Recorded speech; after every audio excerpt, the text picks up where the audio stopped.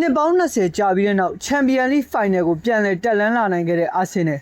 ကဲအခုဆိုရင်ဂျာမန်ဘလူးကြီးဘိုင်ယန်မြူးနစ်နဲ့ပြင်သစ်ကလေးဖို့တတိုက်ကြောက်တူးတုံနေကြလောက်မယ်ထင်ပါတယ်ဒီနှစ်သင်းကြောက်တူးတုံမယ်ဆိုရင်လည်းတုံလောက်အောင်ကြောက်စရာကောင်းတဲ့အခြေအနေတရက်နဲ့ကြုံတွေ့နေခဲ့ရတာဖြစ်ပါတယ်အကြောင်းရင်းကတော့အင်္ဂလန်နိုင်ငံရဲ့အခမ်းအနားဆုံးသောအသင်း300တီဇက်တိုက်ဒုတိယလူပရီးမီးယားလိရှုံးပွဲမရှိရွှေဖလားချန်ပီယံကြီးအာဆင်နယ်အသင်းချန်ပီယံလိဘောလူပွဲကိုပြန်လည်တက်လှမ်းလာနိုင်ခဲ့လို့ပဲဖြစ်ပါတယ်ဒီနေ့မနေ့တနင်္လာရီခွဲအချိန်မှာကစားခဲ့တဲ့ချန်ပီယံလိဆီမီဖိုင်နယ်ဒုတိယကြော့ပွဲစဉ်မှာတော့အာဆင်နယ်အသင်းဟာစပိန်ဂုံးစင်းကြီးကိုအနိုင်ယူပြီးမြောက်ကြွ